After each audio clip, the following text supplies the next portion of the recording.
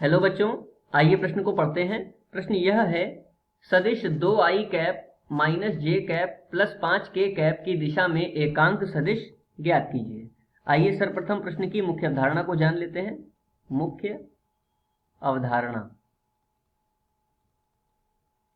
यदि हमें कोई सदिश दिया जाए, सदिश a बराबर A I cap plus B J cap plus C K cap, तो इसकी दिशा में a का जो एकांक सदिश होगा वह होगा, सर्वप्रथम उसको a कैप से प्रदर्शित करेंगे और वह बराबर होगा सदिश a और बटे में सदिश a का परिमाण।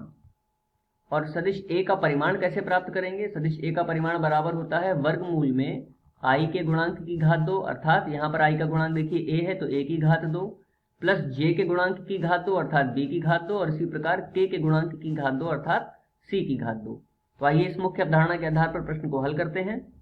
यहाँ पर दिया गया सदिश, इसको a सदिश मान लेते हैं और जो कि दिया गया है 2i कैप माइनस जे कैप प्लस 5k कैप। तो सर्वप्रथम इसका परिमाण प्राप्त करेंगे। परिमाण बराबर होगा वर्गमूल में i के गुणांक की घात 2 अर्थात 2 की घात 2 प्लस j का गुणांक देखिए यहाँ पर -1 है तो -1 की घात 2 प्लस k का गुणांक यहाँ पर 5 है तो 5 की घात 2। इस प्रकार हमें प्राप्त होगा वर्गमूल में 2 की घात 2 अर्थात 4 प्लस -1 की घात 2 है तो ये प्लस में परिवर्तित हो जाएगा और 1 की घात 2 है तो 1 प्लस 5 की घात 2 अर्थात 5 पंजे 25। तो देखिए कितना प्राप्त होगा, वर्गमूल में 25 और 4 29 और 1 30, तो वर्गमूल में 30 हमें आ गया, प्राप्त हो गया इसका परिमाण। अगले पृष्ठ पर इसका एकांक सदिश लिख लेते हैं।